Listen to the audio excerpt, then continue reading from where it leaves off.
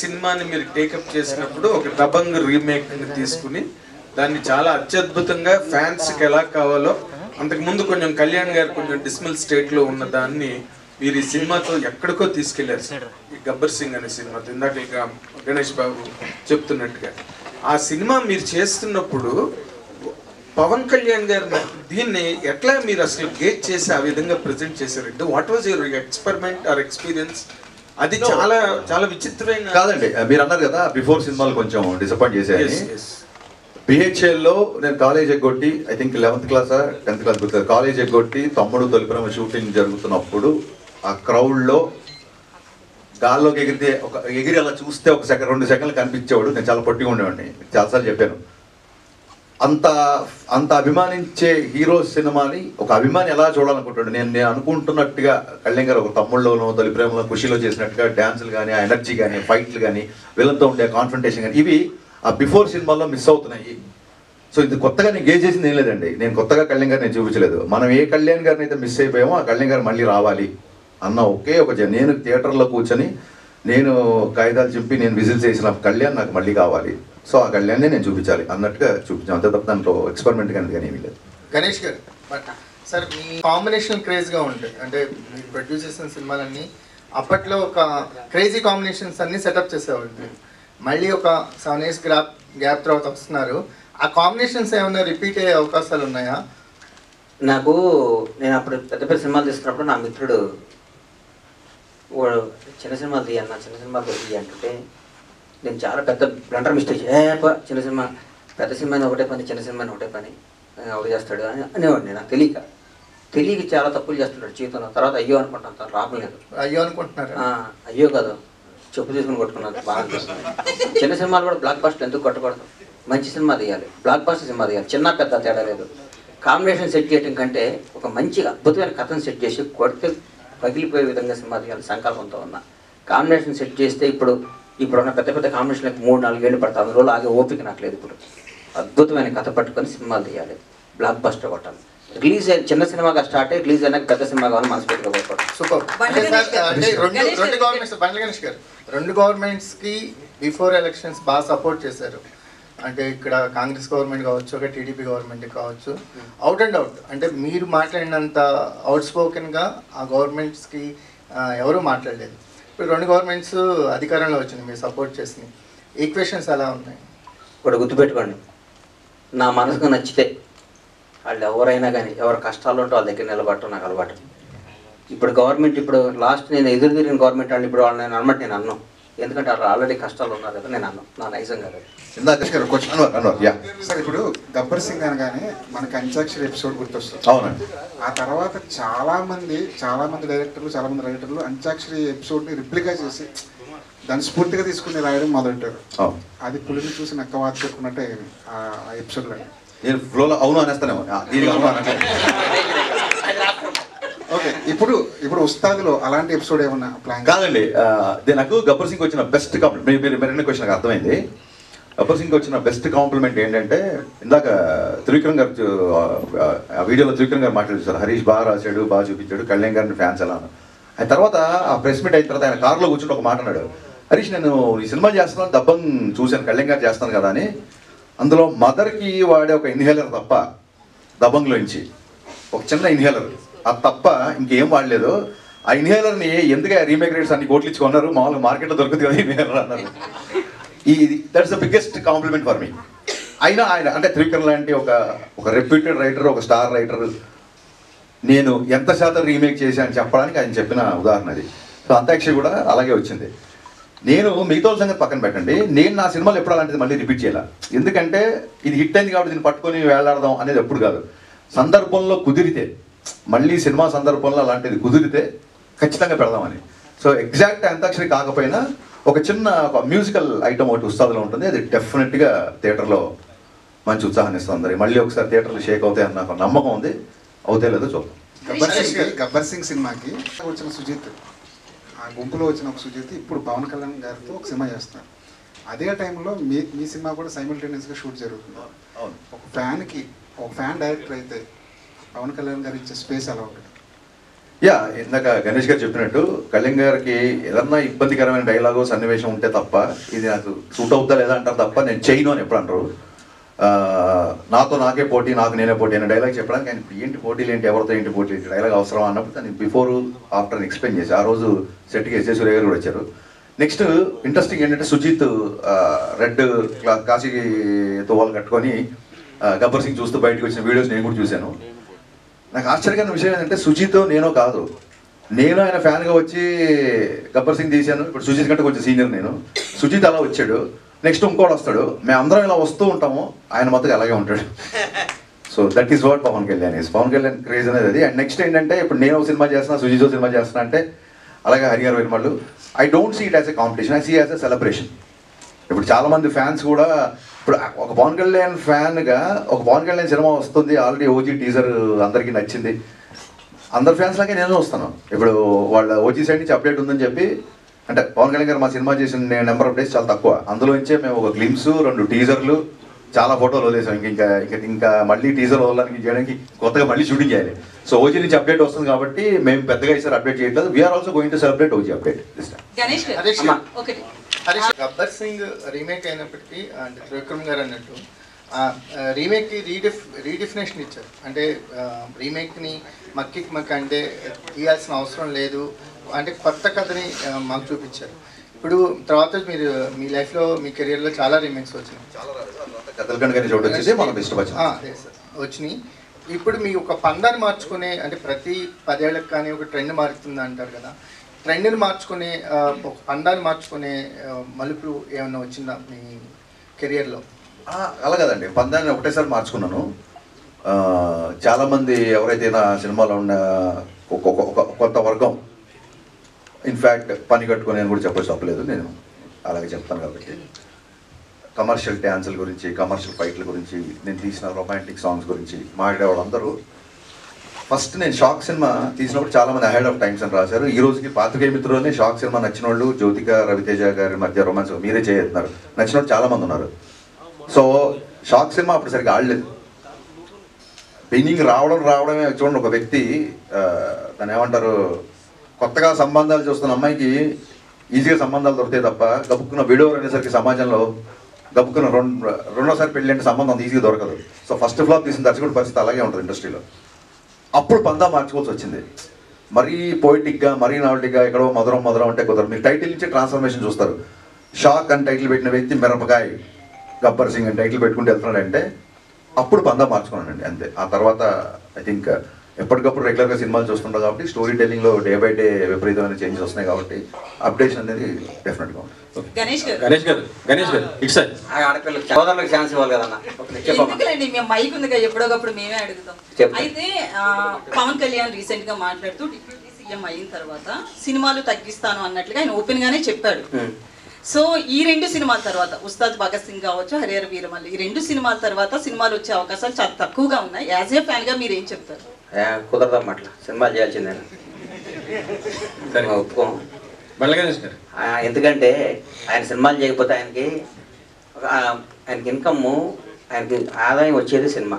ఆయన ఖర్చులకి, ఆయన పార్టీ నడపడానికి అదొక అద్భుతమైన పార్టీ. ఆయన చేసే కార్యక్రమాలు కానీ ఆయన దగ్గర ఆయన ఎట్టి బస్సులో ఏదో టైం చూసుకొని మాలాంటి వాళ్ళకి అవకాశాలు ఇస్తే సినిమాలు చేయాలని మనస్ఫూర్తిగా కోరుకుంటున్నాను. ఆయన ఏ పదవిలో ఉన్నా కనీసం సంవత్సరానికి 2 నెలలకు ఒక సినిమాన జనానికి ఇవ్వాలని నా ఆశ. ఆ ఆశ నెరవేరుతుందని కోరుకుంటున్నాను. అన్న ఇటు ఎక్కడన్నా గబ్బర్ సింగ్ రిలీజ్ అప్పుడు బ్లాక్ బస్టర్ అయింది, కలెక్షన్స్ పవన్ కళ్యాణ్ గారికి చెప్పొద్దు అన్నారు కదా, 100%. ఇప్పుడైనా చెప్తారా? ఎందుకంటే ఇప్పుడు సినిమాలు రీ రిలీజ్ అయినా కూడా కలెక్షన్స్ ఎంత ఈసారి చెప్తాను. ఇప్పుడు చెప్తాను, లాస్ట్ టైం చెప్పక బాధపడ్డాను ఛాన్స్ సార్లు. ఆయన ఎవరికి చెప్పొద్దు, ఈసారి ఆయన నేను చెప్పేస్తాను, 80% చెప్తాను. ఇప్పుడు చెప్పండి మరి, అప్పుడు ఎంత వసూలు చేసింది? ఇప్పుడు ఆయన సత్యనారాయణ గారు రిలీజ్ అయినా చెప్తాం. ఇప్పుడైతే అద్భుతంగా ఉన్నాయి, ఓపెన్ చేయగానే ఫుల్ అయిపోతున్నాయి. నాకు దాదాపు అసలు ఈ చరిత్రలో కని విని ఎరగని విధంగా ఇండియన్ సినిమాల్లో రీ రిలీజ్కి ఎంత కలెక్ట్ చేస్తానే విధంగా కలెక్ట్ చేస్తాను నమ్మకం నాకు ఉంది. డెఫినెట్గా అది రీచ్ అవుతాం అనిపిస్తుంది. ఎందుకంటే సెకండ్ మార్నింగ్ రిలీజ్ చేయాల్సింది, దీన్ని ముందు రోజు ప్రీమియర్స్ అడుగుతున్నారంటే మీరు అర్థం చేసుకోండి సార్. నాకే ఇప్పుడు కూర్చొని చూస్తుంటే ఇది రిలీజ్ అని టెన్షన్ వచ్చింది. అప్పుడు ఎంత వసూలు చేసిందని అడుగుతున్నా, అప్పుడు ఎంత వసూలు చేసిందని అన్నిసార్లు అప్పుడు చాలా చేసింది, మా జీవితాలు మార్చేసింది. మా బతుకుల్ని అద్భుతం చేసిన మహా సినిమా అంటే అన్న చెప్పనా. ఓకే, ఇంకో క్వశ్చన్. మీరు ఆయన ఇంకొక లెవెల్లో చూస్తున్నాను అంటున్నారు కదా, అంటే 2029లో సీఎంగా చూస్తారా అనుకుంటున్నారా? డెఫినెట్ గా ముఖ్యమంత్రిగా చూడాలని కోరిక నాకు ఉంది, చూస్తాను. మీ పార్టీ నేను చనిపోయారు పాపం ఆయన మన టిఎన్ఆర్ గారు మహానుభావుడు. ఆయన ఒకరోజు మా ఇంటికి వచ్చి ఇంటర్వ్యూ చేశారు. దాదాపు 10 ఏళ్ళు 9 ఏళ్ళు నాడు 8 ఏళ్ళు అంటారు. నేను చెప్పాను కరోనా చనిపోయారు, మీరు రాసి పెట్టుకోండి నా ఇంటర్వ్యూ చెక్ చేయండి. పవన్ కళ్యాణ్ గారు ముఖ్యమంత్రి అవుతారు. ఆయన స్థాయి వేరు, ఆయన ఎక్కడో ఉంటాడని నేను 7 సంవత్సరాల ముందు చెప్పాను. నేను అన్నానంటే అది అయితే అంతే. అది చంద్రబాబు గారు జైల్లో నుంచి బయట ఉన్నప్పుడు కేబీఆర్ పార్క్లో బయటకు వచ్చారు. మొత్తం ఇక వాష్ అవుటింగ్ అటు అటు వెళ్ళిపోతాడు. బయటకు వచ్చారు, అరే ఆంధ్రాన్ని వెళ్తాడో దేశాన్ని శాసిస్తాడని చెప్పాను. మీరు యూట్యూబ్లో చూసుకోండి, నేను చెప్పి నేను నమ్మకూడదు. మీరు టక్ టక్ అని కొట్టుకొని చూసుకోవాలి, చెక్ చేసుకోవాలి. ఆ 2 జరుగుతుంది. మరి తెలంగాణ జనసేనకి మీరు అధ్యక్షుడిగా ఉండొచ్చు కదా, ఇటు సైడ్. నా బ్లడ్ కాంగ్రెస్, నేను కాంగ్రెస్. నేను రాజకీయాల్లో ఉంటే కాంగ్రెస్లో ఉంటా, లేకపోతే రాజకీయాలు మన సినిమాలు తీసుకుంటా. మరి ఆయన వినండి, పవన్ కళ్యాణ్ గారు నా భగవంతుడు సమానం. నేను కాంగ్రెస్ పార్టీ వాదిని, నేను సినీ నిర్మాతని. చిరంజీవి గారు అంటే నాకు ప్రాణం. నేను ఎప్పుడు కాంగ్రెస్ పార్టీ అధికారంలో ఉండాలని కోరుకుంటాను. నాకు ఎప్పుడు కాంగ్రెస్ పార్టీ అధికారంలో ఉండాలని కోరుకుంటున్నాను. రాహుల్ గాంధీ ప్రధాని కోరుకుంటున్నా. నేను కాంగ్రెస్, నేను ఉంటే కాంగ్రెస్లో ఉంటా, లేదా కోళ్ళ వ్యాపారం సినిమా వ్యాపారం చేసుకుంటాను. లేదు ఇంకా అదే కాంగ్రెస్. నాగార్జున గారు ఎన్ కన్వెన్షన్ కూల్ చేసింది. ఒక సినీ పర్సన్ గా మీరు ఎలా స్పందిస్తారు దీనిపైన? కాదన్నా, ఇప్పుడు మీరే చెప్తున్నారు కదా, సినీ ఇండస్ట్రీకి సంబంధించి ఆయన కూడా ముఖ్యమంత్రి గారు తమ్ముడు అన్నయ్య గారి ఇంటికి ఇచ్చారు నోటీస్. దాన్ని నన్ను ఏం చేయమంటావు? ముఖ్యమంత్రి గారు అన్న సొంత నా అత్యంత సన్నిహితులు వాళ్ళ సొంత అన్నకి ఇంటికి ఇచ్చాడు. నన్ను ఏం చేయమంటావు చెప్పు? ఆయన అంటే నా ఇల్లు రేపు నా ఇల్లు చెక్ చేసి ఉంటే నాది కురుస్తారు. రేపు ఉంటే కురుస్తారు. నేనేం చేస్తాను దానికి మన నేను అతిథున్నా కాదు. ఒక చిన్న రిక్వెస్ట్ పాత్రికేయులకి, ఇప్పుడు మీరందరూ ఇక్కడ ఉన్న 2 రోజులు కూర్చున్న వాళ్ళందరూ గబ్బర్ సింగ్ వచ్చినప్పుడు కూడా మీరందరూ రిపోర్టర్స్ అయినా ఉన్నారు. గబ్బర్ సింగ్ అప్పుడు కాలేజీలో ఉండి వేరే క్వశ్చన్ రిపోర్ట్ అయిన వాళ్ళు ఎవరైనా క్వశ్చన్స్ వేస్తే బాగుంటుంది. ముందు విజువల్స్ చూసినప్పుడు విజువల్స్ అని వేశారు మీరు, థియేటర్ విజువల్స్ అని. అవన్నీ చూసి నాకు గుర్తొచ్చింది. యాక్చువల్గా ఆర్టిస్టిక్ క్లాస్ రోడ్లో మీరు ఆ సినిమా రిలీజ్ నాకు తెలిసి ఫస్ట్ బైట్ నాకే ఇచ్చారు. ఆ రోజు థియేటర్ మీరు ఇంటర్వెల్ టైంకి వచ్చారు. ఫస్ట్ బైట్ తీసుకున్నా, గుర్తుంది ఆ విషయం. థియేటర్ కవరేజ్ అంతా యాక్చువల్గా ఆ ఎంటర్టైన్మెంట్ని అదంతా ఇంటర్వెల్ టైంకే జనాలు బీభత్సంగా ఎంజాయ్ చేశారు ఆ రోజు. నేను థియేటర్లో చూశాను కాబట్టి. అలాంటి ఎంటర్టైన్మెంట్ ఇప్పుడు రేపు వచ్చే సినిమాలో ఉస్తాద్ భగత్ సింగ్లో ఆ రేంజ్ ఎంటర్టైన్మెంట్ని మేము ఎక్స్పెక్ట్ చేయొచ్చు అనేది. మీరు మళ్ళీ ఇంటర్వెల్కి వస్తాను నేను, మీకు అలా అనిపించింది అనుకోండి, అలా వచ్చిందని మళ్ళీ బయట తీసుకుంటారు. అలాగే సార్ ఇంకోటి చిరంజీవి గారిని ఈ మధ్య మీరు ఒక యాడ్ డైరెక్ట్ చేశారు, అండ్ ఆయనతో సినిమా చేసే అవకాశం ఉంది. ఖచ్చితంగా ఉంది. అవకాశం సినిమా చేయడం చిరంజీవి గారు అవకాశం తిరుపతిలో కాదన్నా, తిరుపతిలో అర్జెంట్ గా మీకు ఫోన్ వస్తుంది, సార్ మీకు విఐపి బ్రేక్ తోమాల సేవ మిమ్మల్ని ముందు కూర్చోబెడతాం వస్తారా అని అడుగుతారు. ట్రైన్ దొరికితే ట్రైన్, బస్సు దొరికితే బస్సు, ఫ్లైట్ దొరికితే బస్సు, లేకపోతే నడుచు పరిగెత్తుకుంటే దర్శనం చేసుకుంటారు. చిరంజీవి గారు అవకాశం ఇస్తాడు కూడా సార్. మీ కాంబినేషన్ సార్, మాకు అడిగేది మీరు చెప్పేగా. ఆయన ఊ చెప్పండి, పాదయాత్ర చేస్తున్నారు 40 రోజు ఆయన దగ్గరికి.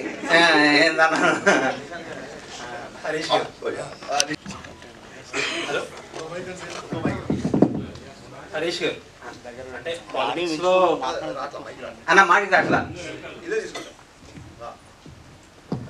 పాలిటిక్స్ లో ఫుల్ సాటిస్ఫై అయిపోయారు ఫ్యాన్స్ ఇప్పుడు రీసెంట్ ఎలక్షన్స్ తో. సినిమాల వరకు అంటే లాస్ట్ ఫ్యూ ఇయర్స్ లో బాగా ఎక్కువ సాటిస్ఫై చేసింది మీరే గబ్బర్ సింగ్. ఇప్పుడు మళ్ళా ఇన్నాళ్ళ తర్వాత మీ కాంబినేషన్ రాబోతుంది. ఐ హోప్ మళ్ళీ మీరు అలాగే సాటిస్ఫై చేస్తారని కోరుకుంటున్నాను. తదాస్తు సార్, నిజంగా మీరు ఒక బ్లెస్సింగ్ ఇచ్చారు, క్వశ్చన్ లేదు. అప్పుడు ఎలా పవన్ కళ్యాణ్ గారి ఫ్యాన్, ఇప్పుడు అంతకంటే పెద్ద ఫ్యాన్. పైగా అప్పుడు నాకు ఇంకా ఆయన పర్సనల్గా ఎలా ఉంటారు, ఒక షార్ట్ చెప్పినప్పుడు ఎలా రియాక్ట్ అవుతారు ఏంటి అప్పుడు తెలియదు. ఇప్పుడు ఆ ఎక్స్పీరియన్స్ కూడా ఉంది కాబట్టి ఖచ్చితంగా మీరు అనుకున్నది జరగాలని నేను కూడా కోరుకుంటున్నాను. All the best. Thank you అండి, thank you so much. Ganesh గారు ఇక్కడ అన్న ఇది టైంలో నిరాశలో ఉన్నప్పుడు గబ్బర్ సింగ్ సినిమా మీకు పిలిచే అవకాశం ఇచ్చారు. సో అప్పుడు ఏంటి మీ ఫీలింగ్? మీ పేరన్నా? రాజాబాబు. రాజాబాబు గారు రాజా లాంటి క్వశ్చన్ వేసావు. మంచివాడమ్మా, రాజా లాంటి క్వశ్చన్ వేసాడు.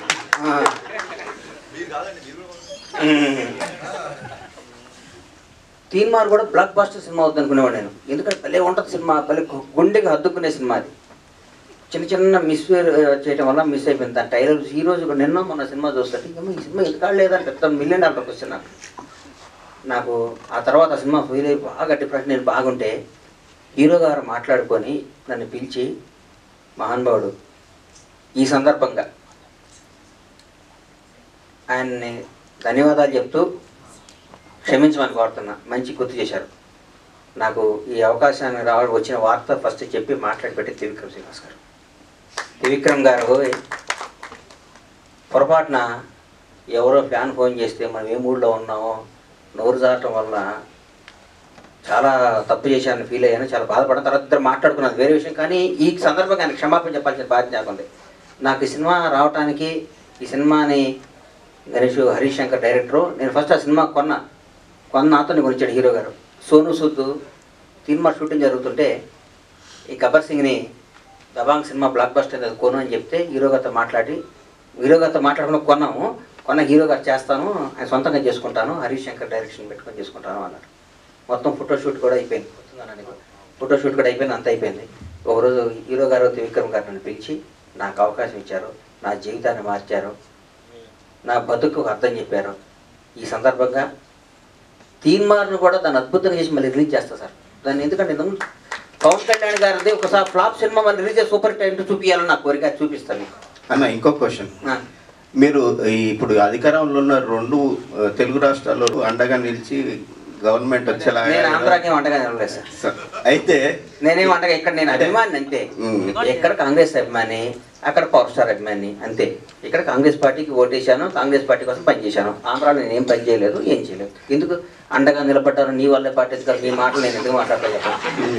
కానీ అంటే నా క్వశ్చన్ ఏంటంటే, మీకు రేవంత్ రెడ్డి గారు ఏదో కీలక పదవి అప్పగించి, నాకు ఏ పదవులు వద్దు నాయన, నీకు దండ పెట్టే వద్దు. నాకు సినిమా తీసే ఉన్న కిక్కు, దీంట్లో ఉన్న మజా, దీంట్లో ఉన్న ఆనందం, ఈ సినిమా బ్లాక్ బస్టర్ కొట్టిన భార్య పిల్లలతో అట్లా పడుకుంటే వచ్చే తృప్తి నాకు ఏ ముఖ్యమంత్రి పదవి వచ్చినా రాదు. నాకు ఎమ్మెల్సీ రాజ్యసభ ఇస్తున్నారట కదా, ఏం నాకు వద్దు అని చెప్తున్నా, మీకు మీ ద్వారా చెప్తున్నా, నాకు ఏ పదవి అదే మీ ద్వారానే చెప్తున్నా, నాకు ఏ పదవి వద్దు. నేను సినిమా బ్లాక్ బస్టర్ సినిమా చేయాలని విష్ చేయండి, నాకు నన్ను ఆశీర్వదించండి అన్న.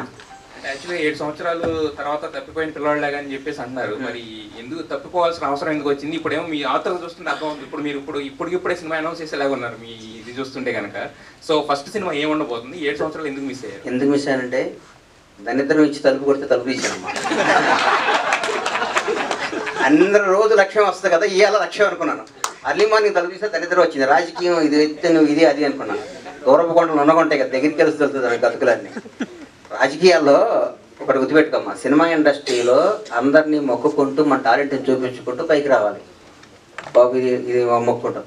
రాజకీయాల్లో అందరం తొక్కుంటూ రావాలి, తొక్కుంటూ వచ్చే వారం మన దగ్గర అర్థం కావట్లేదు. మనం మొక్కుతూనే సినిమాలు తీస్తూ చిరస్థాయిగా నిలిచిపోతామని నా కోరిక. మీ బ్యానర్లో ఫస్ట్ సినిమా ఏదో ఉండబోతుంది ఇప్పుడు రీఎంట్రీలో, ఒక రకంగా రిలీజ్ లాగా రీఎంట్రీ మీది ఇప్పుడు 7 సంవత్సరాల గ్యాప్ తర్వాత ఫస్ట్ సినిమా ఏదో ఉండబోతుంది?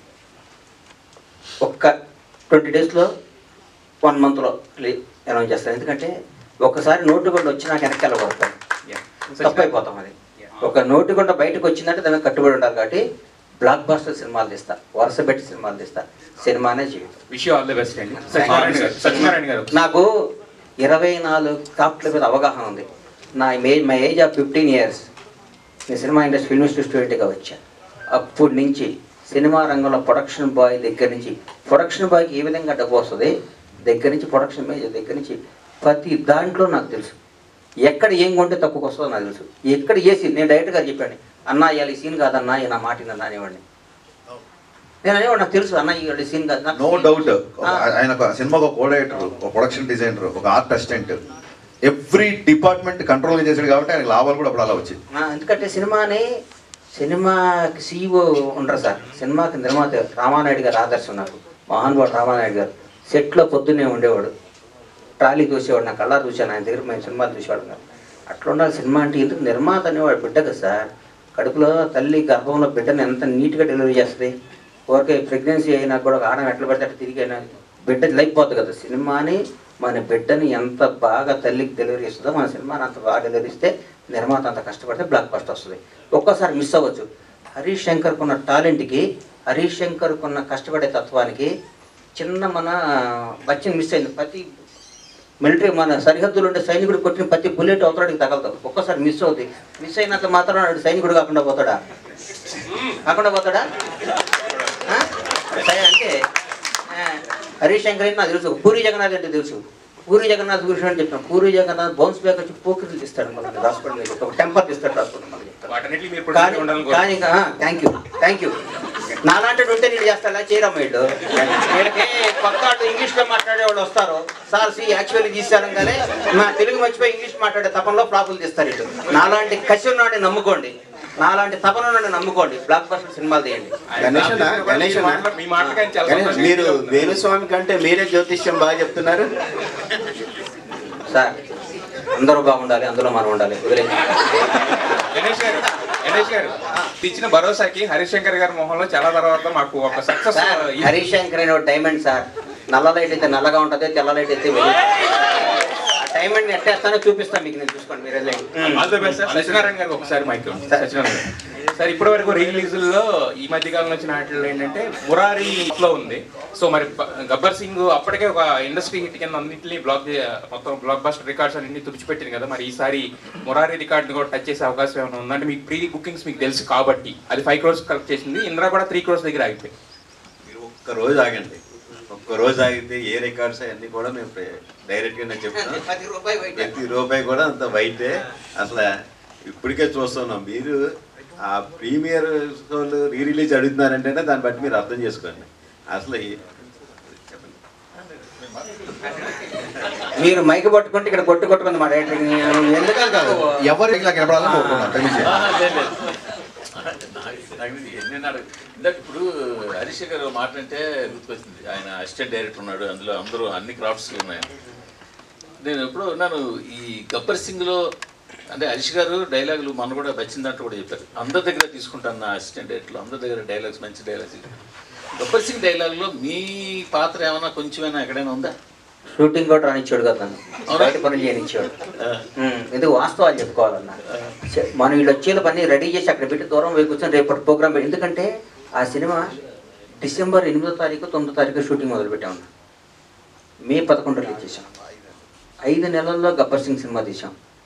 10 ఏళ్ళు ప్రాజెక్టు, 6 ఏళ్ళు అండర్ గ్రౌండ్, 7 ఏళ్ళు రికార్డింగ్,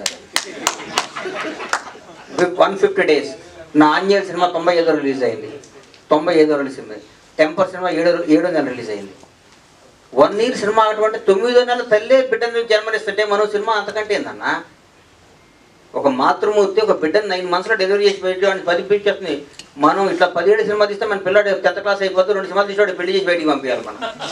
ప్రతి 7 మీ అందరి ద్వారా మా హీరో అందరినీ, మీ స్టార్లు అందరినీ చేతులు ఎత్తిన అవసరం. సంవత్సరానికి ఒక సినిమా రిలీజ్ అవ్వాలి ఎట్టి పరిస్థితులను కోరుకుంటున్నాను. ఎందుకంటే 400-500 కుటుంబాలు బతుకుతాయి, హ్యాపీగా ఉంటాయి. సినిమా థియేటర్లు, ఎగ్జిబిటర్లో కళకళ, ప్రతిరోజు పండగ. ఒక సినిమా రిలీజ్ అవుతుంటే ఒక స్టార్ హీరోతో ఒక పండగ అవుతాయి. ఎప్పుడో 5 ఏళ్ళకు ఒకసారి ఇస్తామంటే అప్పుడు కూడా మనం ఇంతకుముందు ఎప్పుడో పురాణాలు రాశారు, సంక్రాంతి, దీపావళి, దసరా 5 ఏళ్ళకు ఒకసారి పెడదాం, 10 ఏళ్ళు ఇచ్చేద్దాం అంటే కుదరదు.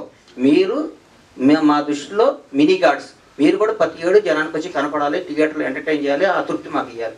మేము మిమ్మల్ని రిక్వెస్ట్ చేస్తాం. హరీష్ గారు అడగండి సార్. అద్భుతమైనటువంటి మైక్ దగ్గర పెట్టుకోండి సార్, గట్టిగా. అద్భుతమైనటువంటి కాంబినేషన్ దేవిశ్రీ ప్రసాద్ గారిది, మీది కూడా సార్. సో నెక్స్ట్ మీరు ఎవరితో చేయబోయినా, ఏ ప్రొడ్యూసర్, ఏ హీరోతోనా దేవితో కాంబినేషన్ రిపీట్ అవుతుందని అనుకోవచ్చా? ఇప్పుడు ఉస్తాద్ దేవిశ్రీ ప్రసాద్ చేస్తున్నారు కదా. ఉస్తాద్ దేవిశ్రీ ప్రసాద్ చేస్తున్నారు కదా. దేవిశ్రీ ప్రసాద్ పుష్ప తర్వాత చాలా పెద్ద మ్యూజిక్ డైరెక్టర్ అయిపోయాడు. అంటే ఆల్రెడీ పెద్ద మ్యూజిక్ డైరెక్టర్, పుష్పతో పాన్ ఇండియా మ్యూజిక్ డైరెక్టర్ అయిపోయాడు. సో కొంచెం ఎప్పుడన్నా కొన్ని ప్రాజెక్టులకి దేవిశ్రీ ప్రసాద్ టైం అవ్వచ్చు, లేదా ఆ ప్రాజెక్ట్ సైజుని బట్టి అవ్వచ్చు. సో నేను తమన్తో చేసిన బ్లాక్ బస్టర్ మ్యూజిక్ వచ్చింది, నిక్కీ జమీర్తో చేసిన బ్లాక్ బస్టర్ మ్యూజిక్ వచ్చింది, దేవిశ్రీ ప్రసాద్ గారితో చేసిన బ్లాక్ బస్టర్ మ్యూజిక్ వచ్చింది. దేవికి నాకు ఏంటంటే పర్సనల్ ఫ్రెండ్షిప్ ఎక్కువ, అలాగే తమన్తో ఎక్కువ. సో నెక్స్ట్ కమిట్ అయ్యే హీరో, ప్రొడ్యూసరు, ఆ ప్రాజెక్ట్ సైజుని బట్టి మ్యూజిక్ అనేది ఉంటుందండి. ఇప్పుడు మా బండ్లతో సినిమా చేస్తే ఖచ్చితంగా హిట్ కాంబినేషన్ రిపీట్ చేయాలంటారు కాబట్టి హెచ్పర్స్లో మనం 100% దేవిశ్రీ ప్రసాద్తోనే వెళ్తాము. అండ్ ఇందాక మీరు ఆయన అడిగిన ప్రశ్నకి చాలా మంది దగ్గర తీసుకున్నాను డైలాగ్. చాలా మంది దగ్గర కాదండి, ఒకళ్ళే ఇద్దరు. మీ టీంలో డైలాగ్ సపరేట్ ఉంటారు. గబ్బర్ సింగ్లో ఫస్ట్ ఈయనకి నరేషన్ ఇచ్చినప్పుడు కొన్ని డైలాగులు చెప్పగానే ఈయన లేచి గంతలేసి, అన్న ఇలాంటి నాకు 20-30 డైలాగులు కావాలన్నారు. సో గబ్బర్ సింగ్లో ఆయన డైలాగ్ రాయకపోయినా నో డౌట్ ఒక సినిమా స్థాయికి కావాల్సిన పంచులన్నీ అతని స్పీచ్ లో మనం ఉంటాయి. అతను ఎప్పటికైనా సరే డెఫినెట్ గానే అప్పుడు అంటే గబ్బర్ సింగ్ ఆడియో ఫంక్షన్ కానీ ఆయన స్పీచ్ పవర్ ఏంటో తెలియలేదు, అప్పటికి షూటింగ్ అయిపోయింది. నెక్స్ట్ సినిమాల మట్టుకు ఖచ్చితంగా గణేష్ గారి సహకారం ఆయన వద్దన్నా నేను తీసుకోబోతున్నా. అండ్ ప్రతి డైలాగ్ రావడానికి ఆయనే కారణం. పొద్దున్న లేస్తే నేనన్నా ఒక నైట్ రైటర్తో కూర్చొని వచ్చేప్పుడు 9:30, 10కి వచ్చేవాడేమో. ఆయన పొద్దున్నే పెద్దమ్మ గుడికి వెళ్ళి గబ్బర్ సింగ్ షూటింగ్ ఉన్నా లేకున్నా ఆ జరిగినంత కాలం 6 నెలలు పొద్దున్నే పెద్దమ్మ గుడికి వెళ్ళి బొట్టు పెట్టుకొని 7:30, 8 గంటలకు ఆఫీస్లో ఉండేవాడు, నా కోసం వెయిట్ చేసేవాడు. నేను రాగానే ఇద్దరం ఫస్ట్ కాఫీ తాగేవాళ్ళం. నేను కాఫీ తాగేవాడు, బూస్ట్ తాగేవాడు, బాగా గుర్తు నాకు. డైరెక్టర్ గారు బూస్ట్ చెప్పండి రా అని చెప్పి ఆయన వచ్చి కూర్చున్నాడు. అన్న మన సినిమా బ్లాక్ బస్టర్, అన్న ఈ సినిమా వచ్చింది, అన్న ఇంకో 2 డైలాగ్ చెప్పన్న, ఆ ఉత్సాహంతో బయటికి వెళ్ళి పనులు చేసుకుంటా అని. నిజంగా చెప్తున్నాను, ఒక IPS IASకి గ్రూప్స్ ప్రిపేర్ అయ్యే వాళ్ళకి వెనకాల ఇంట్లో పేరెంట్స్, బ్రదర్స్, సిస్టర్స్ ఎలా అయితే కూర్చోబెట్టి కప్పుకున్నాడు ఇలా నిద్ర వస్తే కూడా టక్కని బుర్ర మీద ఒడేసి రాయి అంటారు చూసారా, అంత ప్రోత్సాహం చేసి అంత వెనకాల ఉన్నాడు. కాబట్టి గబ్బర్ సింగ్ స్క్రిప్ట్ కానీ షూటింగ్ కానీ టైంకి జరగడం, టైంకి రిలీజ్ అవ్వడం, one and only Bandla Ganesh. అందులో అసలు రిలీజ్ అవ్వడం అంటే ప్రతి ఒక్కప్పుడు రాజన్న వీళ్ళందరూ మెరాకిల్. 11 మిస్ అయితే 12 చేద్దాం. డిసెంబర్ 22 అండి, నేను బాగా గుర్తు నాకు. పవన్ కళ్యాణ్ గారిని ఫస్ట్ టైం నేను యాక్షన్ చెప్పా అన్నది రాసుకున్నాను. కోయంబత్తూరులో ఈయన వెళ్ళాడు, కళ్యాణ్ గారు కోయంబత్తూరులో దిగారు, పొల్లాచిలో షూటింగ్. సో ఫ్లైట్ కోయంబత్తూరులో దిగుద్ది. ఈయన వెళ్ళి 10 o'clock ఫ్లైట్, నేను ఇక్కడ 10కి ఎక్కితే 11:30, 12కి ఆయన అక్కడ రిసీవ్ చేసుకుని కరెక్ట్గా మధ్యాహ్నం 12:22 లైట్గా చినుకులు స్టార్ట్ అయ్యి ఫస్ట్ టైం పవన్ కళ్యాణ్ గారికి డిసెంబర్ 22వ తారీఖు నాడు యాక్షన్ చెప్పాయి. అంటే ఆల్మోస్ట్ 1 వీక్ పోయినట్టే. 1 వీక్ అంటే పెద్ద జనవరి స్టార్ట్ చేసినట్టే. జనవరి, ఫిబ్రవరి, మార్చ్, ఏప్రిల్, మే 11 సినిమా రిలీజ్ అయింది. 5 నెలల్లో గుజరాత్లు, గుర్రాలు, స్విట్జర్లాండ్లు, పాటలు, ఫైట్లు, ఫిల్మ్ సిటీలో మొత్తం డబ్బింగ్, పోస్ట్ ప్రొడక్షన్, మ్యూజిక్ 5 నెలల్లో సినిమా రిలీజ్. అంటే రోజుకు 2-3 గంటలు పడుకున్నాను నేను. బట్ పొద్దున పవన్ కళ్యాణ్ గారితో గుర్రం షాట్, పొద్దున పవన్ కళ్యాణ్ గారితో ఫైట్, పొద్దున పవన్ కళ్యాణ్ గారితో ఇంటర్వెల్ వార్నింగ్, పొద్దున ఈ డైలాగ్ నాకు కొంచెం దిక్కుంది, రేపు ఈ షాట్ చేయబోతాం. ఈ ఎక్సైట్మెంట్ వల్ల, ఒక అడ్రినలిన్ రష్ వల్ల నాకు ఆయనకి ఇద్దరు పట్టదు కదా. పొల్లాచిలో కూడా ఆపోజిట్ రూమ్స్. షూటింగ్ అయిపోగానే నేను వచ్చి మా రూమ్ లో కూర్చున్నాడు రైటర్తో పాటు. రమేష్ రెడ్డి గారు పడతాడు, రమేష్ రెడ్డి గారు, సతీష్ గారు, సతీష్ వేగేసిన, రమేష్ రెడ్డి, మా కోడేళ్ళు. ఏం టీం అండి వీళ్ళందరూ, ఎంత గొప్ప వాళ్ళు అండి పాపం. సో అంటే పక్కన ఉన్నాడు, మనం అభివృద్ధి కోరుకునేవాడిని మనం పక్కన పెట్టుకోవాలి సార్. రమేష్ రెడ్డి గారు కానీ, సతీష్ రెడ్డి కానీ, మన విజయ్ కానీ, బుజ్జి బాబీ కానీ, వీళ్ళందరూ ఎట్టి బస్సులో కొట్టాలి. అబ్బాబ్బా గ్రేట్ ఎక్స్పీరియన్స్ అన్న గబ్బర్ సింగ్. ఇంకోటి ఏంటంటే మీ స్పెషల్ అప్పట్లో మాకు బాగా గుర్తు, ఇందాక ఆయన చెప్పినట్టు. అప్పుడు నువ్వు ఏడన్నావు, ఇప్పుడు వచ్చావు. మీ దగ్గరికి వచ్చిందేనండి, ఇంకా అప్పుడు పుట్టలేదు. మా ఇండస్ట్రీకి వచ్చింది ఈ మధ్య వచ్చావు. అదే కదా అప్పట్లో వినాయకరావు గారు. అంటే ఎందుకు అన్న మూర్తనా, అతి తక్కువ కాలం కూడా మీరు నాకు అత్యంత ఆప్తులు, నాకు సన్నిహితులు. నేను 7 ఏళ్ళు ఇండస్ట్రీకి దూరంగా లేనన్న ఫీలింగ్ కల్పించింది మీరు నాకు. కాదు, ఎందుకంటే ఇండస్ట్రీలో ఏం జరుగుతుందన్నా, ఏంటన్నా, అసలు ఏంటి సినిమాలు ఏంటి, ఏ నిర్మాతకి ఏంటి, ఎట్లా నాకు సినిమా హిట్ నిర్మాత మిగిలిన అని అడుగుతాను. కథ ఏమడగను, నాకు అలవాటు అది. నాకు ఎందుకంటే నిర్మాత అనేవాడు బాగుండాలి. చెట్టు బాగుంటాయి కదండి కాయ కోసేది. చెట్టు ఎండిపోతే కాయ ఎక్కడ వస్తుంది, వీళ్ళు ఎక్కడికి వస్తారు. అందుకని ప్రతి నిర్మాత బాగుండాలి, ప్రతి నిర్మాతకు లాభాలు రావాలి. సినిమా తీసిన ప్రతి నిర్మాతకి లాభాలు రావాలి. అట్లాగే ఎవరి పని ఆడే చేయాలి. మా ఊర్లో ఒక చేపలు పట్టేవాడు ఉండేవాడు. చేపలు పట్టుకొని బయటికి రాగానే కొనుక్కొని అమ్ముకొస్తుంటే ఒకరోజు ఆడికి ఒక ఆలోచన వచ్చింది. నేను పట్టుకొని నీళ్ళల్లో పొద్దున్న గోచి కట్టుకొస్తే వీడు అమ్ముకుంటున్నాడు వీడు. అందుకని వీడే పట్టుకొని వచ్చి గోసి తీసి ప్యాంట్ షర్ట్ వేసుకొని మరి షాద్నగర్ మార్కెట్కి వచ్చి అమ్ముకొని పోయాడు. 2 రోజులు 4 రోజులు అయింది. 5వ రోజు వాటితో పాటు 10 మంది పడుతున్నారు చేపలు. అందుకని టెక్నీషియన్లకి, డైరెక్టర్లు అందరికీ చెప్తున్నాను, మీరు సినిమాలో తీయండి, ప్రొడక్షన్ మేము చేస్తాం. మీరు చేసిన ఇంకో డైరెక్టర్ వస్తారు. ఇది టాలెంట్, ఇది ఆస్తి కాదు. ఇది ఎవడు బ్రెయిన్ అట. సుజిత్ అనేవాడు సినిమా చూశాడు, ఓజీ చూస్తుంటే వణుకు వస్తుంది నాకు. సినిమా చూశాడు, అట్లాంటి సుజితులు 10 మంది వస్తారు. ఇక్కడ ఎవరు రావచ్చు, హరీష్ శంకర్ అనేవాడు ఒక మామూలు సామాన్యమైన మధ్యతరగతి ఒక అద్భుతమైన ఒక బ్రాహ్మణ కుటుంబంలో పుట్టిన కుర్రాడు వచ్చి గబ్బర్ సింగ్ సినిమా తీశాడంటే ఇది ఏం టాలెంట్, ఎవరపై నా దాసనాడు రావా ఏనా? అందుకని ఇది టాలెంట్, ఇది పెట్టుబడి కాదు. ఇది సంపద, భగవంతుడు ఇచ్చిన సంపద. ఇది భగవంతుడు అనుగ్రహంతో. చిరంజీవి గారు ఎవరండి, ఒక మామూలు వెంకట్రావు గారు కానిస్టేబుల్, హెడ్ కానిస్టేబుల్ కొడుకు, భారతదేశాన్ని శాసిస్తూ రాబోయే 4-5 తరాలకి పేసేసి ఒక చిరంజీవి అనే పేరు రాబోయే 100-150 ఏళ్ళు కూడా పలానా టైంలో మెగాస్టార్ చిరంజీవి అనే ఉండేవాడు. ఒక మామూలు కానిస్టేబుల్ కొడుకు హైదరాబాద్, చెన్నై వచ్చి దేశాన్ని శాసిస్తూ ఇదిరా ఎండింగ్ పద్మవిభూషణ్ అయిపోయింది. ఆయన రేపు మాకు భారతరత్న కూడా ఇస్తారు. ఆయనకి భారతరత్న ఆయన రిటైర్డ్ అవుతాడు. అట్లా చరిత్రలో కొందరే ఉంటారు. కొన్ని లిమిటెడ్ భగవంతుడు ఈ మధ్య మా ఫ్రెండ్ని అడిగాను ఈ వాచ్ ఎంత అంటే 40 కోట్లు అన్నాడు. పెట్టుకుంటే లలిత జ్యువెల్లో రెండో ఆయన అడిగితే అదేంటన్న లిమిటెడ్ ఎడిషన్ 8 చేశాడన్న ఉంటాయన్న తర్వాత చేయరా అన్నాడు. అట్లాగే భగవంతుడు కొన్ని లిమిటెడ్ ఎడిషన్ మనుషులు తెప్పిస్తాడు. ఒక చిరంజీవిని, ఒక పవన్ కళ్యాణ్ని, ఒక రేవంత్ రెడ్డిని, ఒక చంద్రబాబు నాయుడిని, ఒక నరేంద్ర మోడీని, ఇట్లాంటి లిమిటెడ్ ఎడిషన్ కొందరు 130 కోట్ల మంది ఈ భారతదేశంలో కొందరు లిమిటెడ్ ఎడిషన్ తీసుకున్నాడు. ఆ పీసులు మనం గౌరవించాలి, పూజించాలి, ప్రేమించాలి. కానీ ఆన్లైన్ మనలాగా అనుకుంటే మనం తెలుగు. థ్యాంక్ యూ అన్న. గణేష్ గారు ఒక క్వశ్చన్ అండి. సార్ మీరు ఇప్పుడే ఇప్పుడే చెప్పారు మీరు అంటే పూరి జగన్నాథ్ గారు, హరీష్ శంకర్ గారు మీకు ఇష్టమైన డైరెక్టర్లు అని. పవన్ కళ్యాణ్ గారు గబ్బర్ సింగ్ మీకు పిలిచి ఇచ్చారు సినిమా. రేపు పవన్ కళ్యాణ్ గారు వాళ్ళ అబ్బాయిని అకీరాని హీరోగా చేసిన ఇంట్రొడ్యూస్ చేస్తున్నారు కదా, ఆ అవకాశం మీకు ఇస్తే ఏ డైరెక్టర్ చేస్తారు అన్న? ఇప్పుడే మన తమ్ముడికి చెప్పే కదా అన్న, తిరుపతి దర్శనం ఉంటే చేసుకోరని. అట్లాంటి అవకాశం ఎందుకు? అది ఊహించుకుంటేనే ఆనందంగా ఉందన్న. కొత్త జర్నలిస్ట్ లో అడుగుతారట ఫాస్ట్. రమేష్ రెడ్డి గారికి ఒక రమేష్ రెడ్డి గారు గణేష్ గారు రమేష్ రెడ్డి గారు నువ్వు అడగ